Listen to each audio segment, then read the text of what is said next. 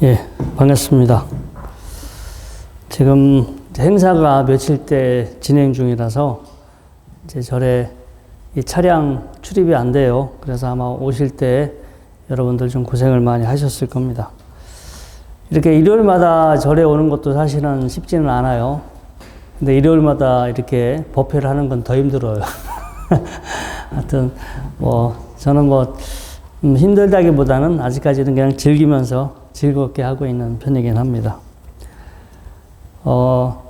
제가 이제 이번 주 금요일 날 철회 정진 시간에도 이제 말씀을 드린 내용인데, 이제 그날 이제 교포, 우리 미국에서 오신 교포 가족이 참여를 하셔서 차를 마시면서 잠시 이렇게 명상의 시간 한번 가져봤거든요.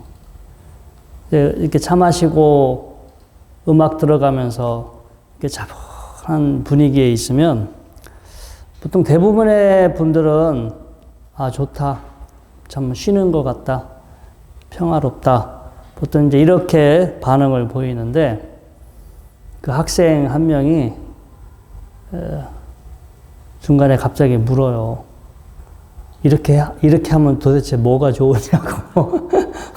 한참 좋아서 저는 이제 좋아서 그 분위기를 이렇게 가만히 음미하고 그 분위기에 빠져 있는데, 그 친구는 이렇게 해서 이게 뭐가 좋으냐고 물어.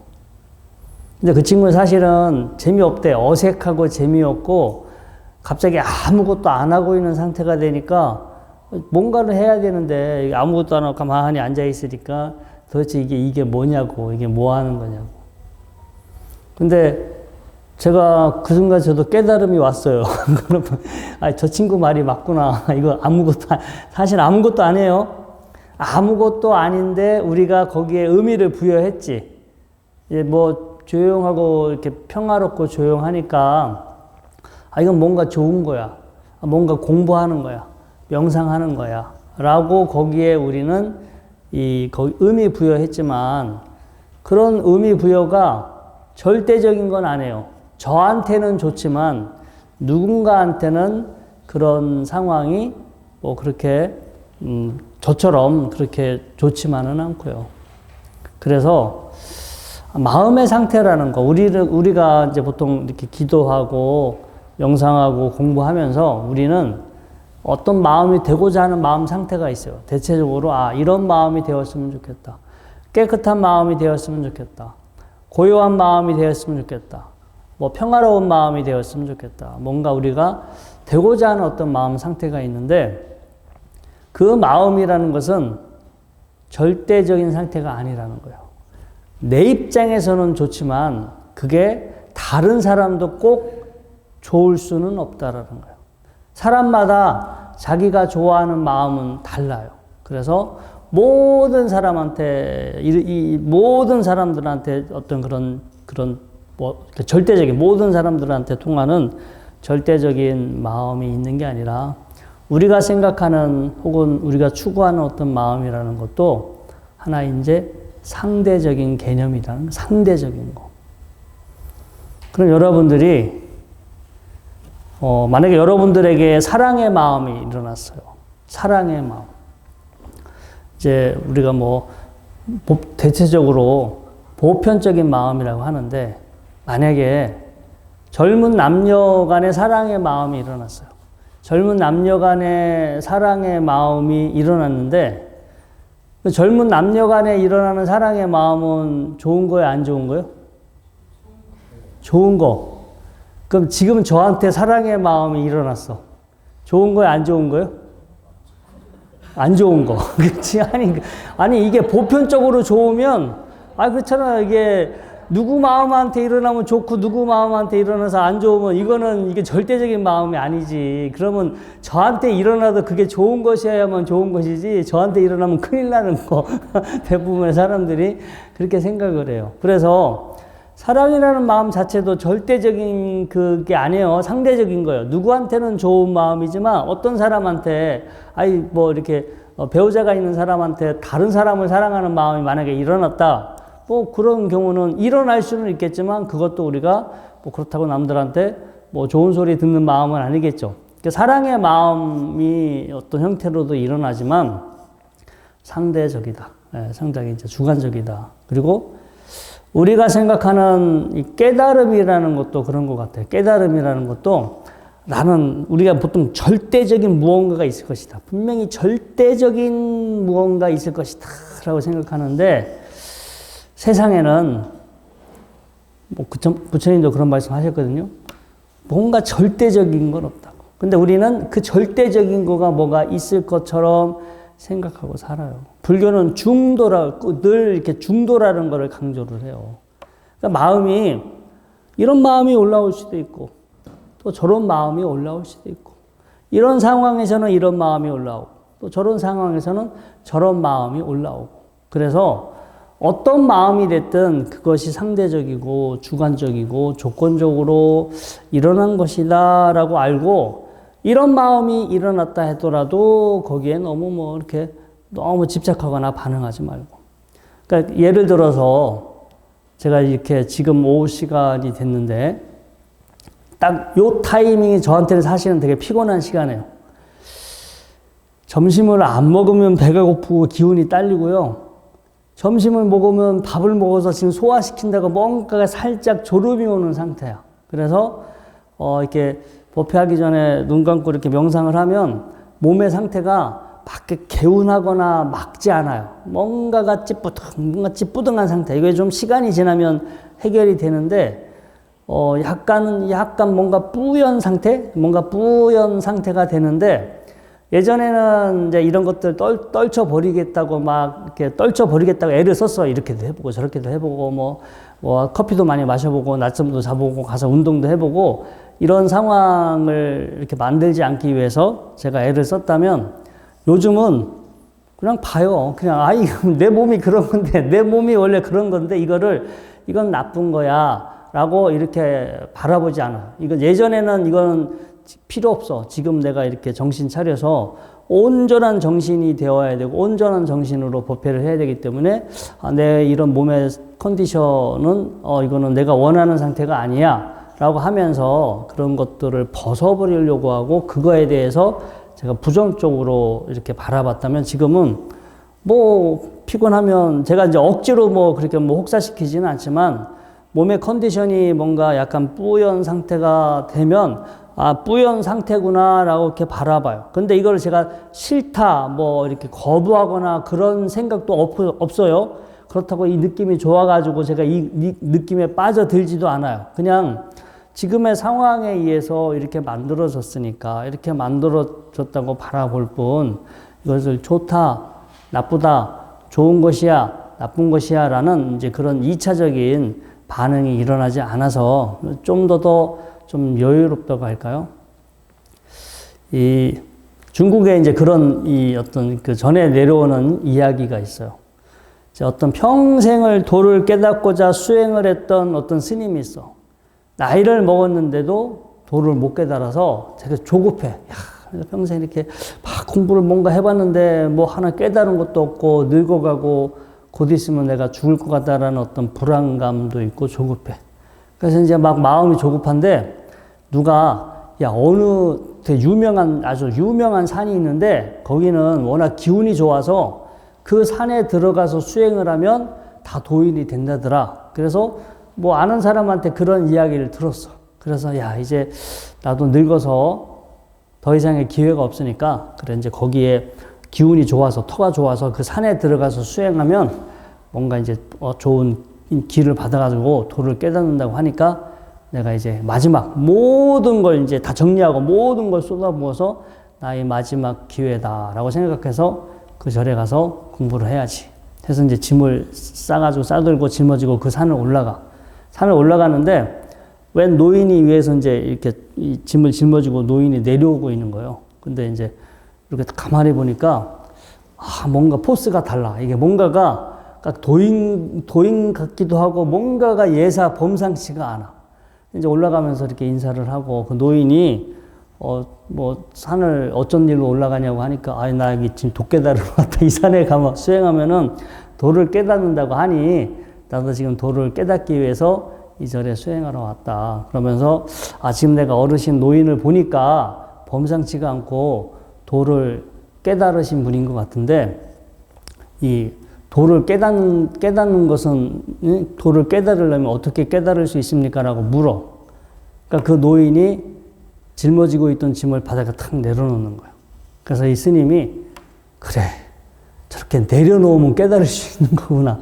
깨달음이라는 것은 저렇게 내려놓는 것이구나. 라고 나름 거기서 또 뭔가 하나 깨달았어. 그러면서 다시 또 그 노인한테, 자, 그러면 깨달은 다음에는 그러면 어떻게 되냐고. 깨달은 다음에는 어떻게 됩니까? 라고 다시 물으니까 노인이 다시 그 짐을 짊어지고 다시 산을 내려갔거든요. 그러니까 이 스님의 입장에서는 이제 사실은 두 번의 깨달음이야. 그냥 첫 번에는 어떻게 하면 깨달을 수 있습니까? 깨달음이 무엇입니까? 라고 하니까 그 노인이 짊어지고 있던 짐을 내려놨으니까 내려놓는 건가? 모든 걸 다 내려놓는 것이 깨달음인가? 이렇게 생각을 했어. 그 다음에 깨닫고 난 다음에 어떻게 됩니까? 물어보니까 다시 노인이 짐을 짊어지고 그냥 가던 길을 갔어. 그래서 뭔가가 변화는 없는 거죠. 결국 그 노인은 짐을 짊어지고 왔다가 다시 짊어지고 내려갔는데, 그런데 그 노 스님은 거기서 이제 나중에 이제 큰 깨달음을 얻게 돼. 우리가 보기에는 상황이 하나도 안 바뀌었잖아요. 짐 짊어지고 내려오다가 자기 짐을 내려놨고 깨닫고 난 다음에 어떻게 됩니까? 라고 물어보니까 다시 짐을 짊어지고 그냥 내려갔을 뿐이야.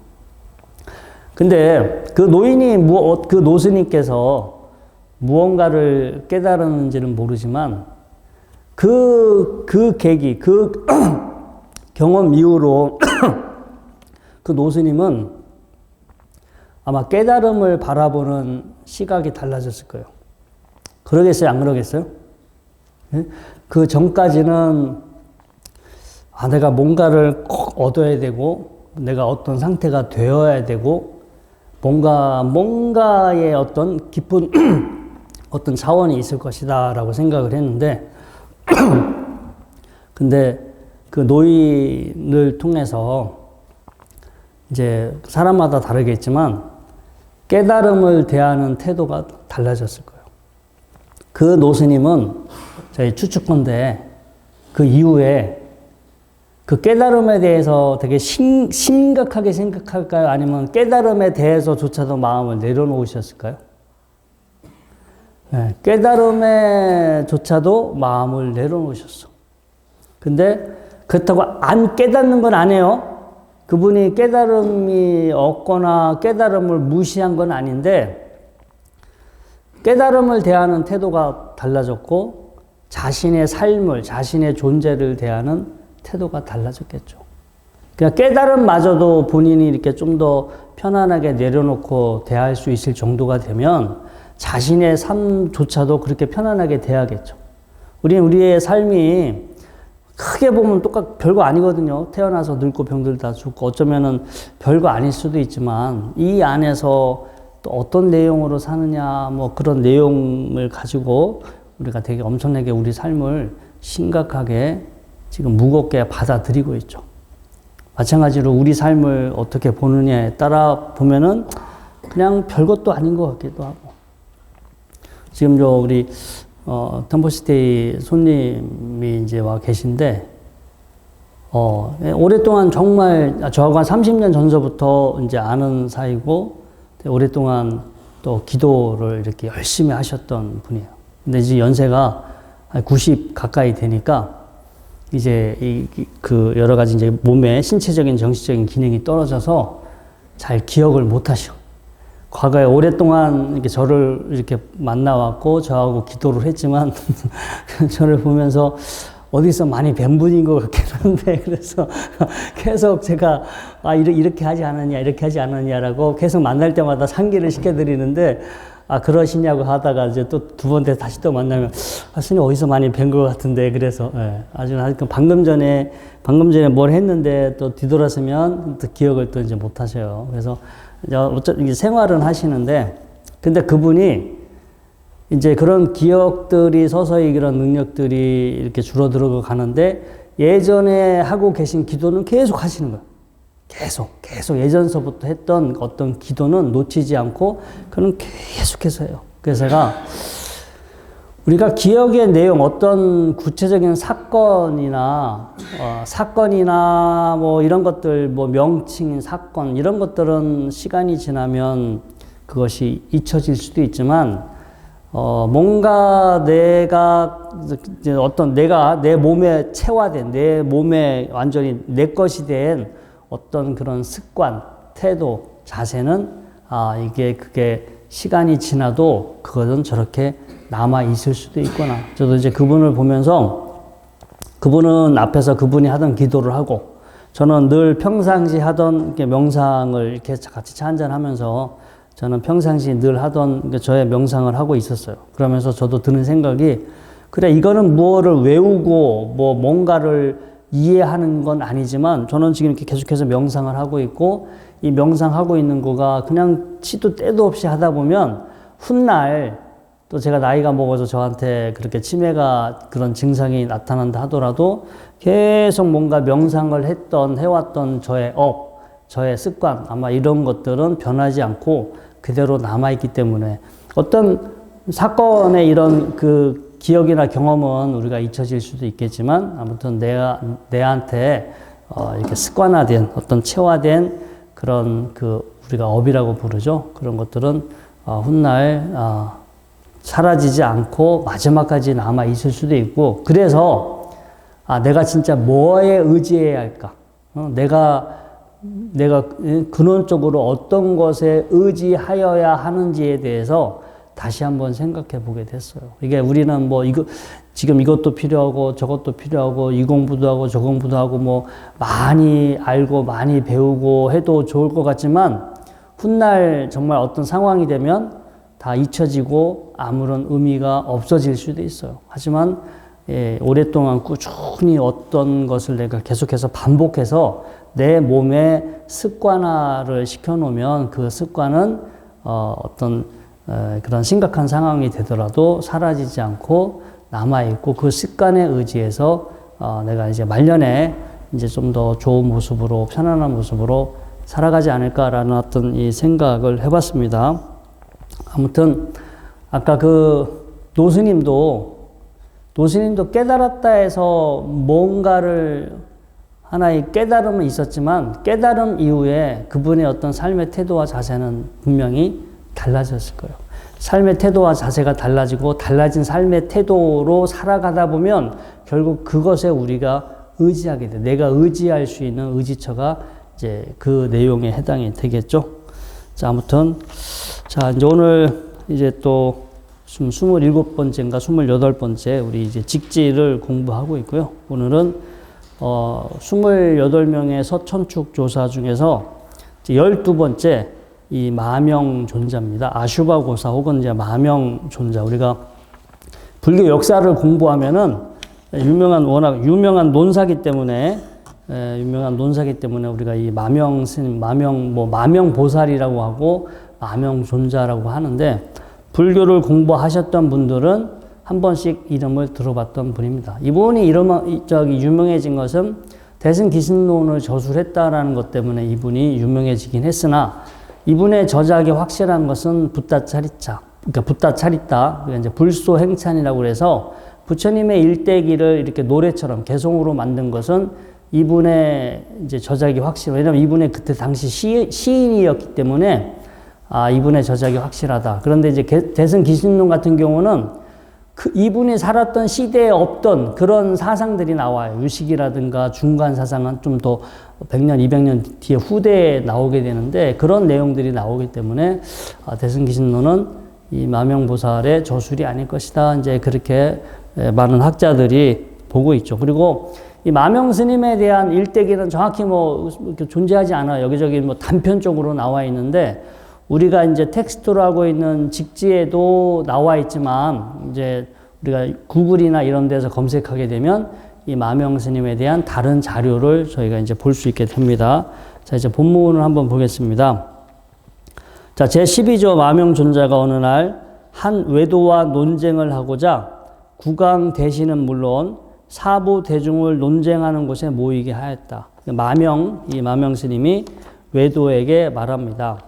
자, 그대가 근본으로 삼는 것은 어떤 내용인가? 라고 물으니까 외도가 말하기를 어떤 말들을 하든 간에 내가 다 깨뜨릴 수 있다. 나는 모든 것을 다 깨뜨릴 수 있다. 이렇게 이야기합니다. 이 말을 듣고 마명 스님이 이제 국왕을 가리키며 말합니다. 지금 국토는 강령하고 대왕은 장수하고 있는데 그대가 한번 이것을 깨뜨려 보라. 자, 이 외도는 나는 당신이 말하는 모든 것을 깨뜨릴 수 있다라고 했는데, 그래서 지금 마명 스님이 국토는 강령하고 대왕은 장수하고 이렇게 말을 하니까 이걸 한번 깨뜨려 보라. 이제 그 말을 깨뜨려 버리면은 진짜 나라도 망가뜨리고 그 임금도 완전히 무시하게 되는 거잖아요. 그럼 그 앞에서 칼 맞겠죠.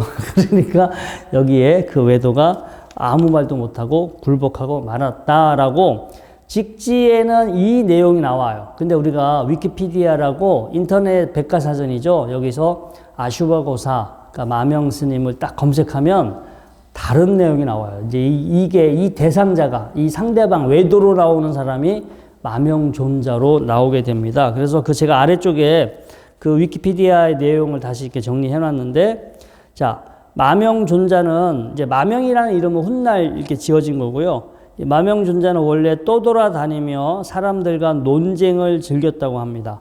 당시 그 지역에, 그러니까 바라나시니까 이제 마가다국 주변, 그 바라나시 지역에서 활동을 했었다고 하고요. 당시 그 지역의 불교 승려들에게, 이제 이분은 원래 브라만 가문 출신이고 힌두교 논사이셨어요. 아주 그 힌두교, 강력한 힌두교 그 신봉자였고, 그 힌두교 사상을 토대로 다른 그 사람들과 이제 논쟁을 해서 진 적이 없어요.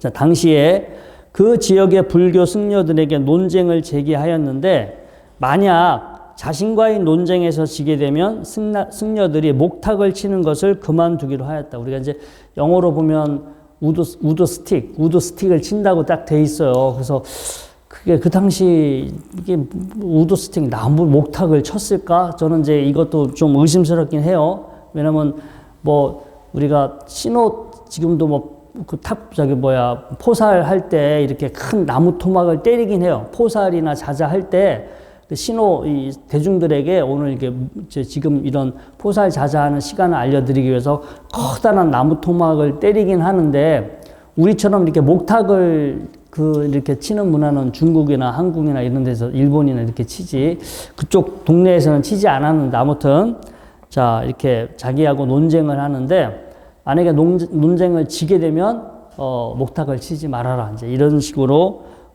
하고 자기가 이제 이렇게 논쟁을 하자고 제안을 하게 됩니다.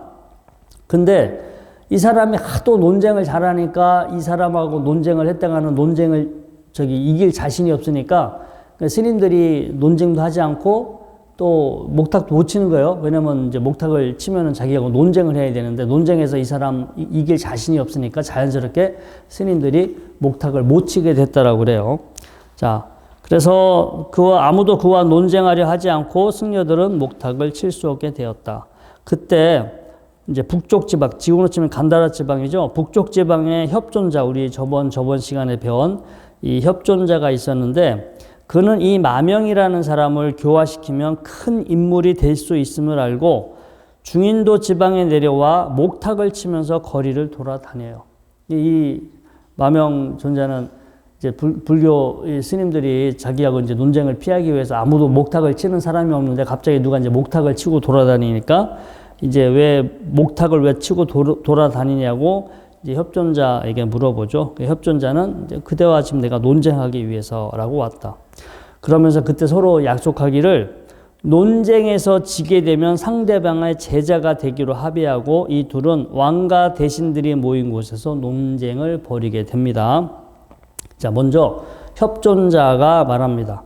세상은 평화로워져야 하고 임금은 장수하고 곡식은 풍성하게 수확되고 온 나라에 기쁨이 울려 퍼져야 한다. 아까 우리 그 전에서는 국토는 강령하고 대왕은 장수한다 이렇게 짧게만 나왔는데, 원래 다른 버전에서 보면은 협존자라는 분이 마명 존재한테 자, 세상은 평화로워져야 하고 임금은 장수하고 곡식은 풍성하게 수확되고 온 나라의 기쁨이 울려 퍼져야 한다라고 말을 해요. 이거에 대해서 이제 마명 그 스님이 논박을 해야 되잖아. 그런데 이 말의 마명은 아무런 대꾸를 할 수가 없었어. 자기는 논쟁에서 상대방을 늘 이긴다고 했는데 협존자의 이 말에 이 마명 스님은 어떻게 대꾸할 수가 없어요. 대꾸할 수 없었고 결국 협존자의 제자가 되어 비구계를 받게 됩니다. 근데 이제 이 사람이 정말 발심을 해서 비구가 된 게 아니에요. 논쟁에서 진 사람은 상대방의 제자가 되기로 약속을 했기 때문에 자기가 이제 신심이 있어서 출가한 게 아니라 논쟁에서 지다 보니까 할 수 없이 반강제적으로 얼떨결에 비구계를 받게 돼요. 자, 얼떨결에 출가하여 비구가 되었지만 불교에 대한 믿음은 없었고요. 협존자가 나중에 신통력을 보여주자 그때서야 스승과 불교에 대한 확신을 갖게 되고 나중에 협존자 스승은 그에게 오근, 오력, 칠각지, 팔정도에 대해 설해주고 마명은 마침내 그의 가르침을 통달하게 되었다고 합니다. 자, 이렇게 해서 이제 비구계를 받고 이제 우리 제대로 불교 승려가 되게 되는데 훗날 그 위쪽 지방에 있던 쿠시안 제국의 카니시카 대왕이 쳐들어와서 전쟁을 하게 되죠. 전쟁에서 이겨서 금화 30만 냥에 달하는 전쟁 배상금을 요구하게 됩니다.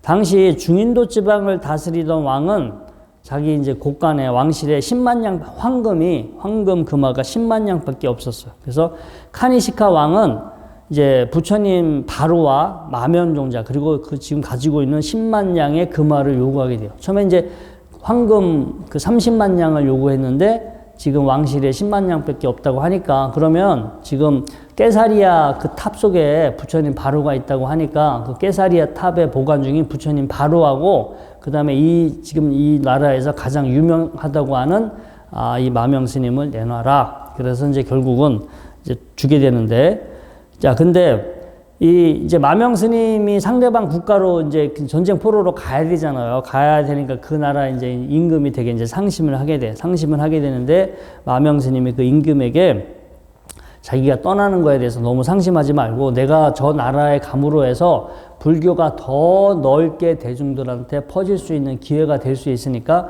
너무 상심하지 말아라 하고 이제 그 왕을 잘 이렇게 위로해주고 떠나게 카니시카 왕을 따라가게 됩니다.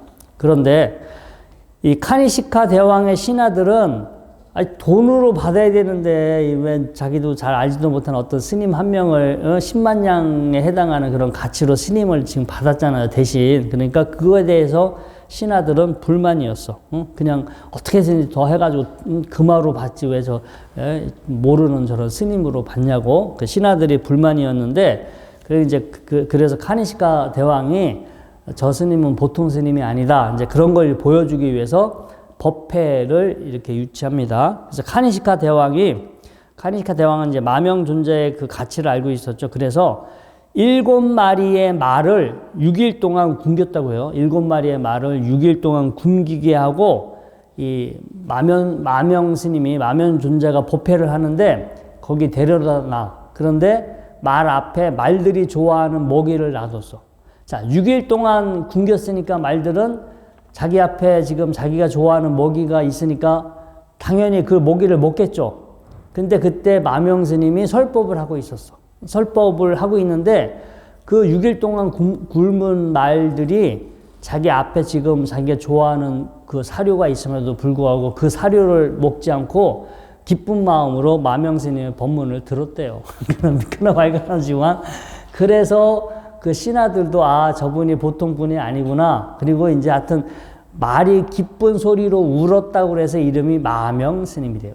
예? 말마자에 울명자잖아. 그래서 말들이 기쁜 소리를 내면서 울었다 해서 훗날 마명 스님이라는 그런 이름이 거기서 붙여지게 되었다고 합니다. 이런 일이 있은 후 이제 마명이라는 이름을 얻게 되고 그의 명성은 널리 퍼지게 되었다라고 그래요. 그래서 이 기록에는요, 우리가 다른 기록에는 이제 제가 저번 시간에도 말씀을 드렸지만 이제 우리가 부처님 말씀, 그러니까 부처님이 돌아가시고 나서 자꾸 불교 안에서 서로 말들이 달라. 이게 부처님 말씀이다. 아니야. 이게 부처님 말씀이야. 라고 그 훗날 스님들이 자꾸 생각이 달라. 서로 생각하는 부처님 말씀에 달라서 어떤 것이 더 정말로 진짜 부처님 말씀이니까 이거를 확인하는 차원에서 우리가 결집을 하게 되죠. 그래서 1차 결집, 2차 결집, 3차 결집, 4차 결집을 하게 되는데 4차 결집은 두 가지가 있다고 그랬어요. 스리랑카에서 한 것도 4차 결집, 그 다음에 저 위에 간다라 지방, 이 카니시카 대왕 때 제 4차 결집을 하게 됩니다. 카니시카 대왕이 뒤에서 후원을 해줘서 이 협존자와 그 다음에 이 아슈바고사, 마명존자가 이 카니시카 왕의 부름을 받고 부처님 말씀을 다시 이렇게 정리했다라고 그래요. 그래서 4차 결집했던 그 인물에 이 아슈바고사, 마명 스님이 거기서 이름이 나오게 됩니다. 그런데 중요한 거는 결집을 했는데 이게 그 당시 그 간다라 지방에서 유행했던 불교가 우리가 이제 그 부처님 돌아가시고 불교가 계속 파가 갈려요. 파가 이제 여러 파로 갈리게 됐는데 이제 우리가 그걸 부파불교 시다라고 하죠. 부파불교 시다라고 하는데 그때 설일체 유부라고 하는, 그러니까 나는 없지만 만물을 이렇게 구성하고 있는 근본 요소들, 근원적인 요소들은 존재한다. 이렇게 주장하는 파가 설일체 유부입니다. 보통 5위 75법이라고 해서 5가지 어떤 그 심리적인 작용들, 그 다음에 75가지 물질적인 작용들, 이렇게 해서, 뭔가가 어떤 우리가 이런 것은 없지만 나를 구성하는, 근원적인 요소들은 늘 항구적으로 존재한다. 이제 요즘으로 치면 원자, 전자, 이런 중성자, 이런 것들은 이렇게 늘 다른 것, 전체적인 그 형태는 변하고 사라지지만 그 형태를 이루고 있는 어떤 개별적인 존재를 이루고 있는 근원적인 어떤 그런 존재들은 영원히 사라지지 않는다. 이제 이렇게 보는 게 설일체 유부의 어떤 가르침에 가까운데, 그때 카니시카 대왕 그쪽 간다라 지방에서는 이러한 불교가 되게 유행을 했고요. 또 한 가지 사실은 이 쿠샨 제국이, 카니시카 왕이 쿠샨 왕조인데, 이 쿠샨 왕족이 박트리아 왕국을, 그러니까 그리스 쪽에서 넘어온 이 박트리아 왕국을 정복하면서 이 나라가 생긴 거예요. 그래서 이 사람들이 다스리던 땅은 그리스 사람들이 알렉산더 대왕 때부터 그리스에서 넘어온 사람들이 그 지역을 점령하고 살았어.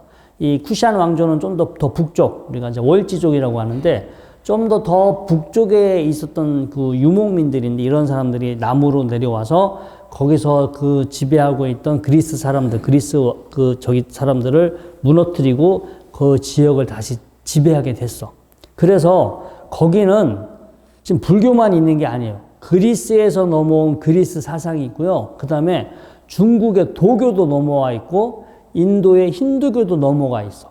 그러니까 그 당시는 하나의 종교가 있는 게 아니라 지금 그 지역을 다스리던 민족이 바뀌었잖아요. 원래 거기 살던 사람들도 있었고, 인도 사람들도 지배를 했고, 그리스에서 넘어온 사람들도 지배했고, 저 위에서 넘어온 사람도 그 지역을 지배했기 때문에 지금 여러 나라의 문화가 거기에 혼재되어 있다라는 거예요. 그래서 그 당시 이렇게 결집을 했지만 이미 그냥 우리가 알고 있던 애초에 불교적인 관점에서만 결집이 이루어진 게 아니라, 그리고 뒤에 이 카니시카 왕이 후원을 해주잖아요. 그러면 카니시카 그 대왕의 입맛에 맞춰서 해야지, 그렇지 않겠어요? 지금 뒤에서 스폰서가 있는데 그 스폰해주는 그 사람이 그 생각하는 거기에 맞춰서 이거를 결집을 하지 전혀 별개로 결집은 하지 않았을 것이다라는 거예요. 그게 이제 결집을 하더라도 그때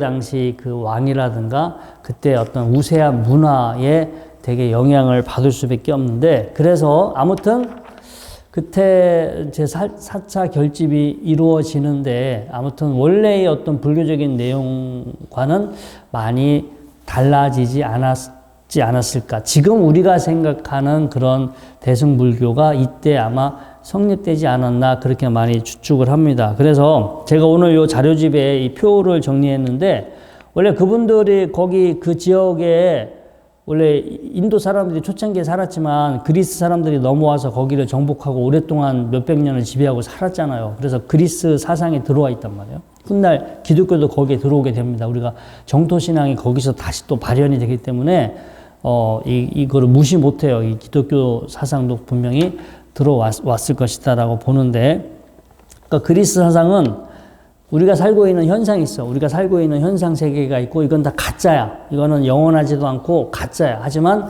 이 현상 세계를 있게 하는 어떤 본질적인 차원이 있어. 이것을 이데아라고 그래. 이데아 사상. 그런 이 현실은, 우리가 살고 있는 현실은 헛개비와 같고 가짜지만 이러한 현실 사상이 있게 하는 본질, 이데아, 본질적인 차원은 있고 그것은 영원하고 그게 진짜다. 그래서 우리가 이 현상에 머무르지 말고 본질적인 차원과 합일, 본질적인 이데아의 이 차원과 하나가 되는 것을, 이거 플라톤 때부터 있었던 내용이에요. 플라톤 때. 근데 이게 여러분들 잘 생각해 보시면 지금 우리가 알고 있는 대개 불교와 개념이 많이 유사하죠. 그 다음에 힌두교는 겉으로 개별적으로 지금 여기 존재하는 것들은 아트만 개별적으로 존재하는 것은 영원하지 않고 이게 죽으면 흩어져. 하지만 우리가 눈에 보이는 현상 세계는 개별적인 게 존재하지만 이 개별적인 존재들이 이렇게 존재하게 해주는 근원적인 뿌리는 본래 하나다.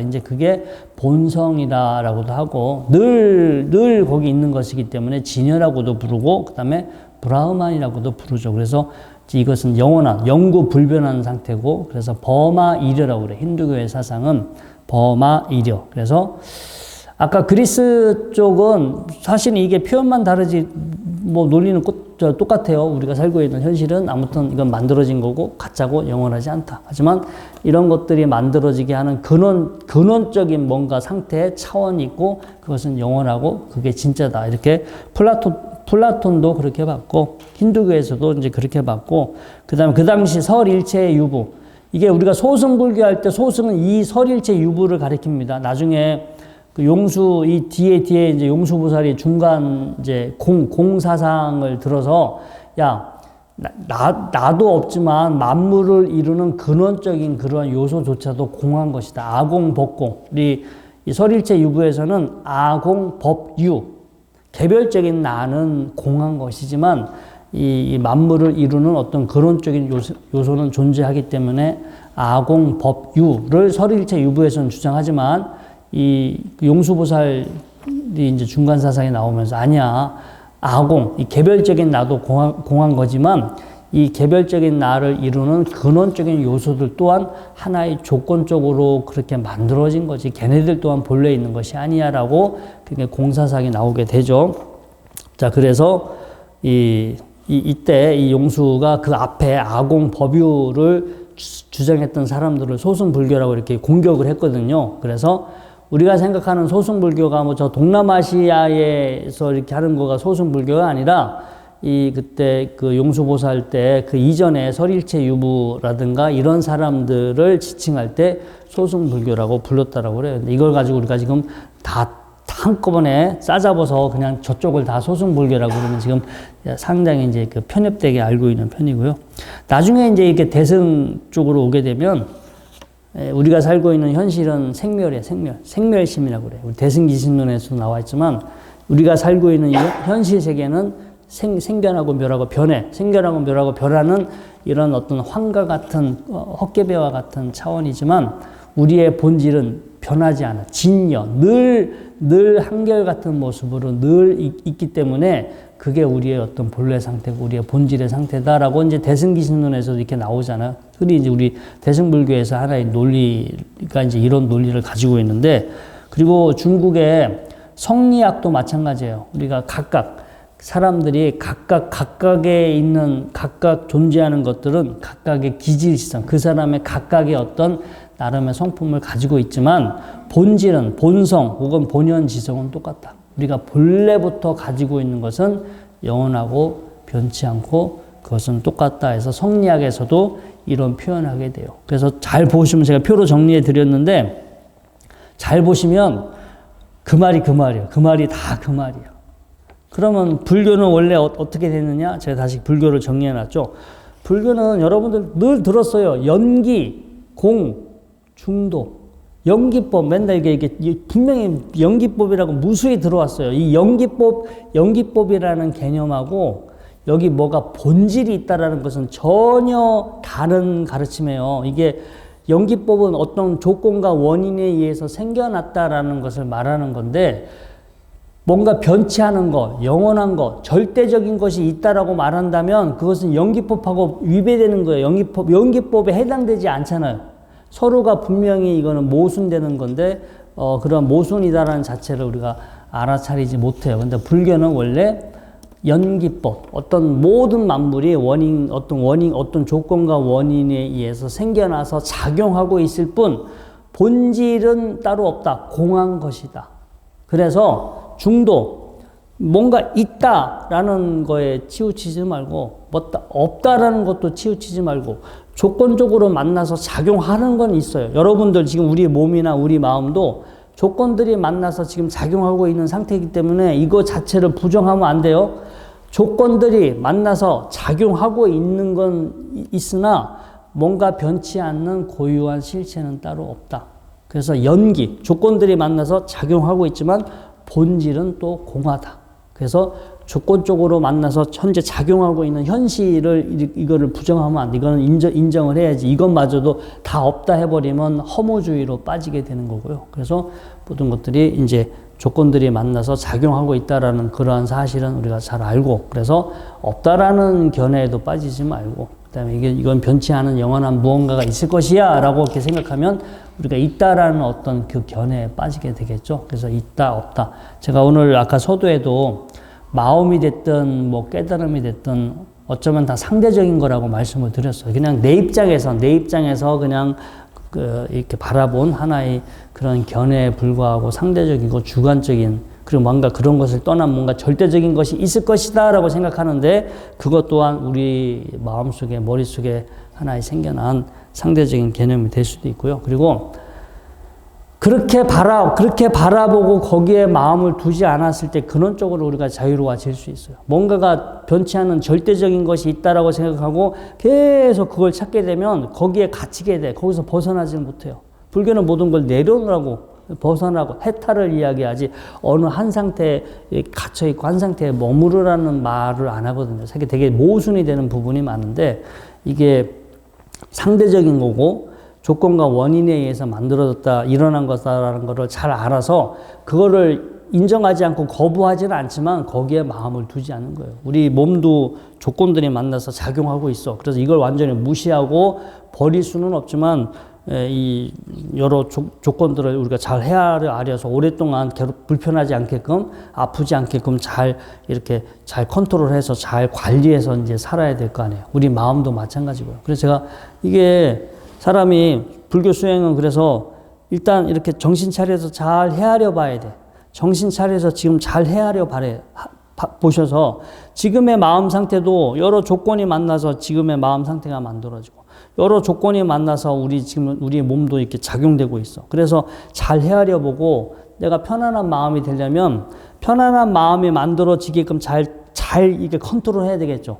내가 어떻게 했을 때 마음이 불편해지는지, 내가 어떻게 했을 때 마음이 편안해지는지, 그리고 내가 지금 이 상황에서 내가 어떻게 지금 이 상황을 받아들여야만 내 마음이 편안해질 수 있는지를 잘 헤아려보고, 이게 조화와 균형을 맞춰가야 돼요. 조화와 스스로.